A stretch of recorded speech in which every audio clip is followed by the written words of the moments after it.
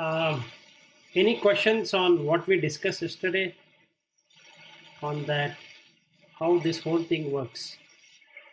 Definition of Maya. What is Maya?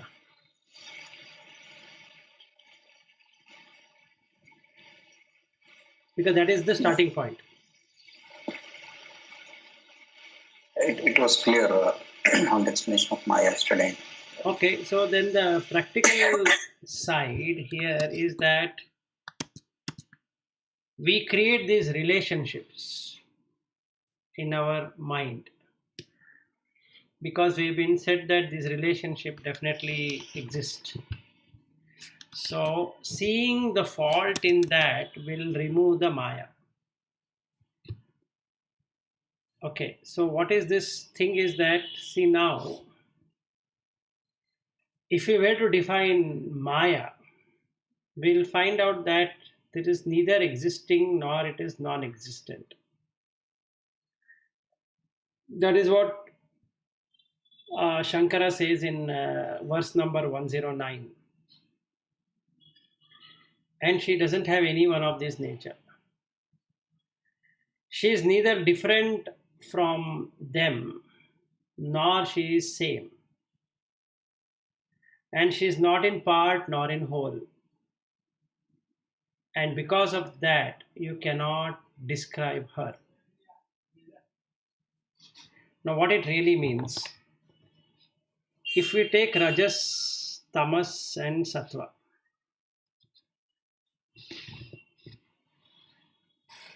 if we call something as Moola Prakriti, then we see that at one time we are at peace, another time we are in pieces. Now the question comes, who is at peace and who is at pieces? The consciousness has never been either in peace or in pieces. It's just there, just like a sakshi. The individuality, what we call as an individual, or we call it a Jiva Atma, that is the one which becomes peaceful at one time and out of peace at another time. So whenever there is essence understood by that individual, like in the case of, if we take COVID as an example, so we can understand this in three different ways. Number one way is that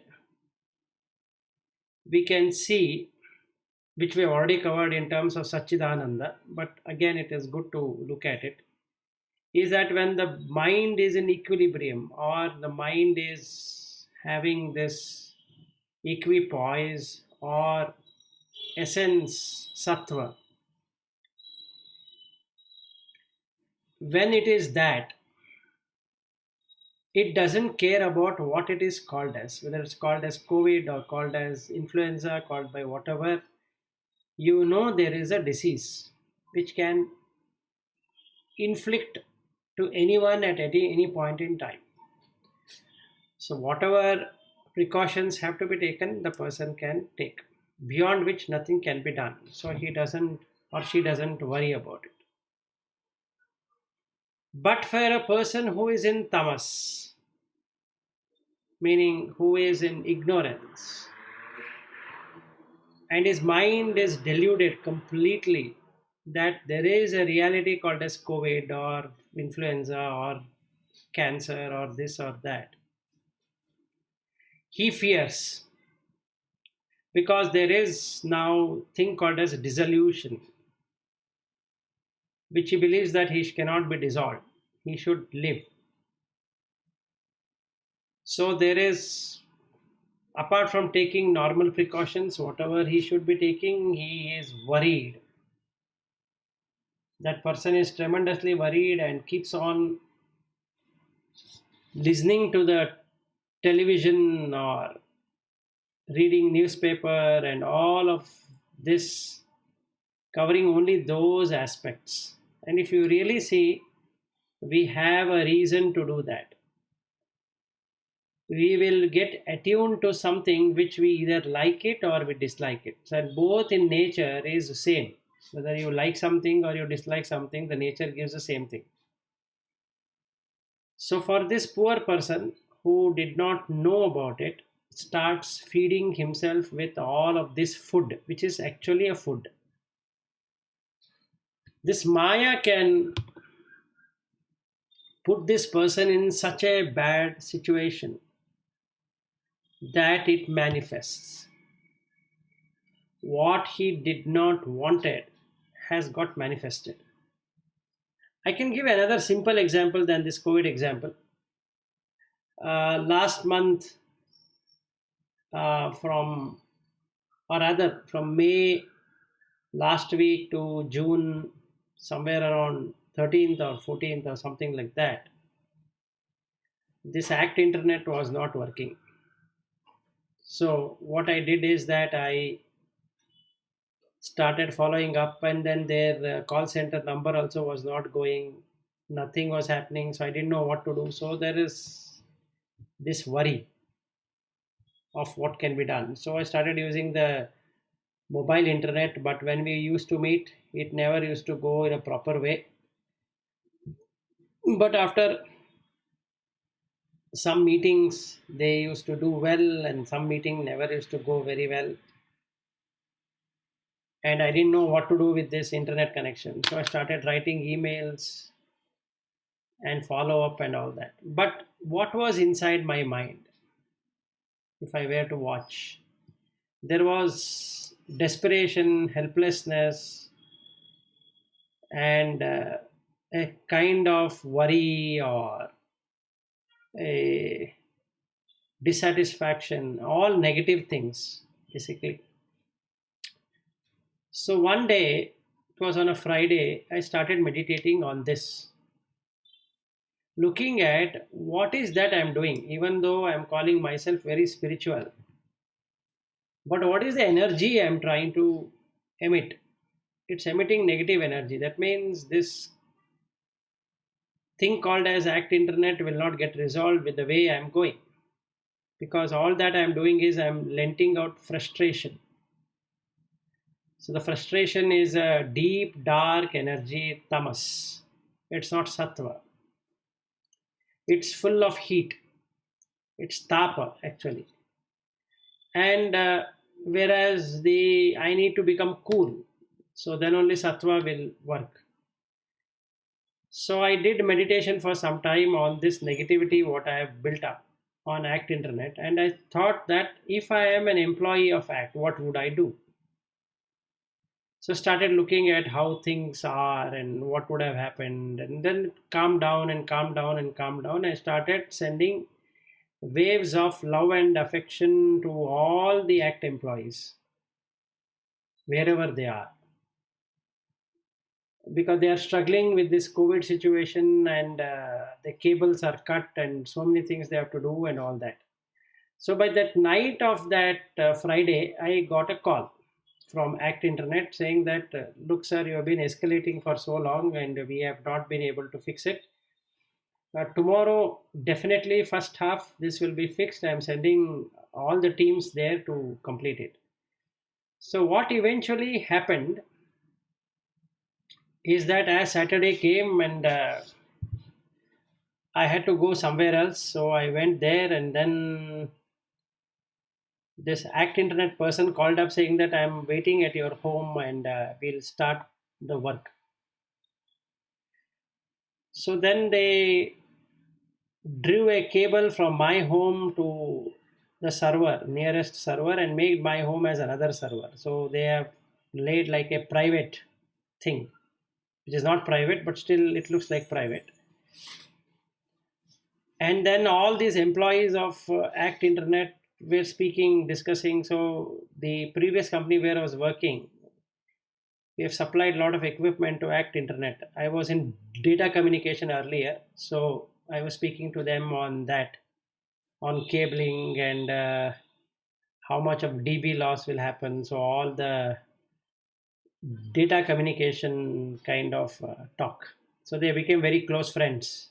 So we discussed, and they said that you will not lose your internet connection. So now from that time till today, I'm getting around 60 to 80 Mbps per day, which is good. At any time I check, it will show that. Earlier it used to be 20 Mbps, now it shows 80 Mbps or 60 Mbps. So now this is the power of thinking in a positive way, and that was a power again in thinking in a negative way. Meaning the mind was getting into Maya of two kinds. One kind is a sattvic kind, another kind is a tamasic kind. But both are Maya. This positive thing of 60 and 80, which is coming today, is a Maya. It's not real, it's illusion. And that thing not working also is a Maya. So one who can see this Maya can really see that there is neither anything coming or going, it is just there. It's just a matter of time. So what we think we become. Even Buddha said the same thing, what you think you become. And this is exactly what Shankara is also saying. The Maya holds this a nice blanket. Okay, you cannot see, but what you think you become eventually. So if you think good, you become good. If you think bad, you become bad. If you think you're healthy, you're healthy. If you think you're not healthy, you're not healthy. Because consciousness, which is there inside, called as Atman or Brahman, if the mind were to position on that, it will manifest. Meaning if something has already got manifested, it'll wait till that thing which is manifested to end. And all of a sudden, something else will manifest. So then we need to understand about two other concepts which are not covered here, but it is understood that a person knows about. It is the karma. The three types of karma, one is the prarabdha karma, one is a sanchita karma, and one is a agami karma. The prarabdha karma is the one where it is referring to the previous karma which is installed as a body and mind and intellect. These three things are part of prarabdha. The buddhi, what we get, is part of prarabdha. The mind, type of mind, what we have developed or underdeveloped or good or bad or whatever it is due to prarabdha. Whether we'll get spiritual or not spiritual, whether we are in worldly or not worldly, all that is also part of prarabdha. And the type of the body we are going to have, and what are the kind of diseases or no diseases, and how it is going to manifest at what point in time, is also part of prarabdha. Then we have something called as sanchita, that after coming out from the womb, whatever we start doing, either through five senses, will become sanchita karma. So we normally try to possess five sense objects through the five senses, and that is what is called as sanchita. Now, whatever we are doing right now is a sanchita karma. And what we want to do in the future, in anticipation of something should happen, is an agami karma. And this sanchita and agami karma becomes a prarabdha karma in the next life, because they'll accumulate. Or even part of the prarabdha which is uncompleted also can enter into the next life or next existence, which is again part of Maya. So generally what a spiritual, enlightened or a liberated person would do is stop doing sanchita and agami karma. They dry out that lake. So what remains is only prarabdha, because that cannot be changed, because we already done that. So there is nothing anybody can do. So what they will do is they will have titiksha, that is endurance. They'll endure that good and bad. So if the health is there, it is because of good karma. If the health is not there, it's because of the bad karma. Sometimes the current nature also will work on that and make that issue, but whatever it is, he will not do further karma. So then in that case, what happens? He is suffering. From the world perspective, that person seems to be suffering, but from internal perspective, he is not at all suffering. That doesn't mean that the pain is not there. The body pain is going to be there. So if somebody is suffering from something, he is going to suffer, but he will not worry over that suffering because he is suffering only on the prarabdha. So he is already come out of this delusion that he exists. So it becomes very easy for him to let go of that body because the body was never his in the first place. He is not the body. In a normal person, including a sadhaka, he still has that belongingness towards the body. He still feels, cherishes the body. And he also cherishes the mind and the intellect to a certain extent, or in some people, greater extent if he's an intellectual. Spiritually, if that person is intellectual, then he celebrates or he shows off his intellect, which is again the cause of suffering and the cause of addition of sanchita. So basically, the person does not see this rajasic tendency, which is the movement, and also restlessness, which is caused by that,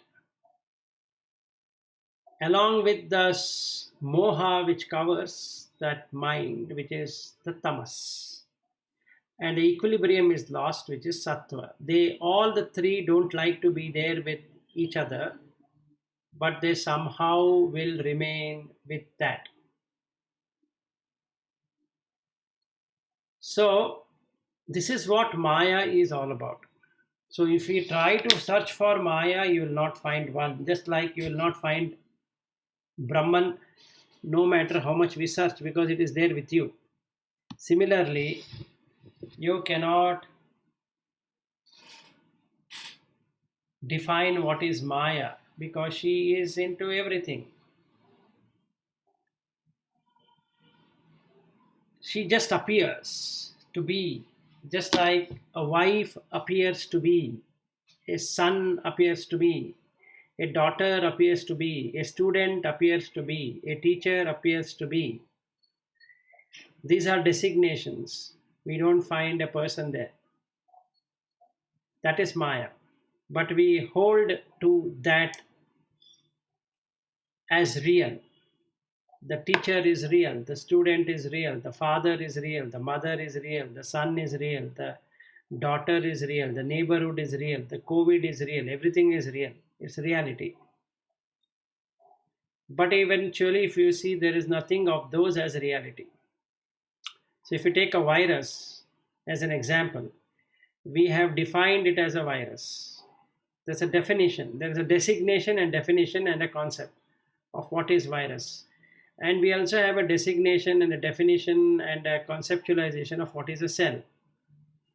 We can hardly see the cell and we can hardly see a virus. And it is affecting me. And there is no me also. There is no I. It is not that it is affecting me. Okay. But I feel it is affecting me. This is Maya. So nobody can break this Maya so easily.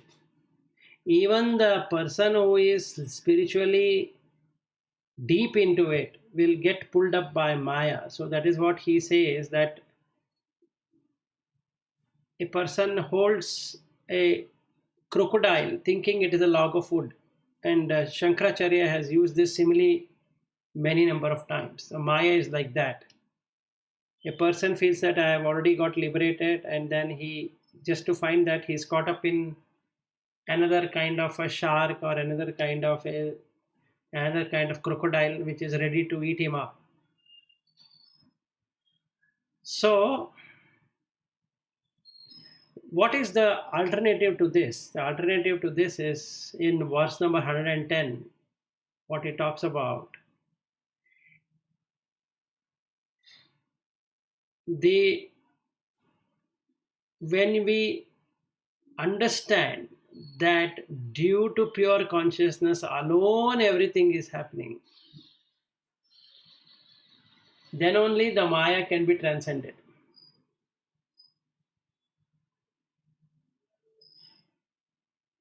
So you can observe by its effects. If Satva, equilibrium, Rajas, which is restlessness, Tamas, which is ignorance, and Avidya, were to be completely seen, then you know you're not part of either one of them because they keep on changing.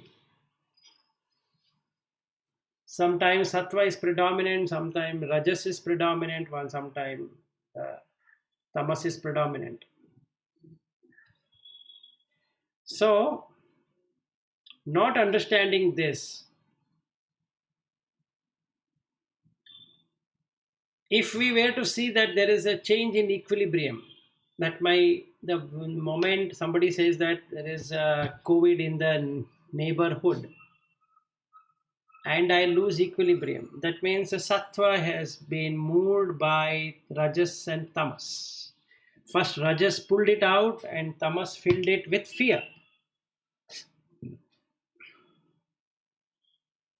And Tamas and Rajas are known for putting a trap to that individual because there is no individual also. So it gets trapped. The only respite of coming out of it is by knowledge through Sattva.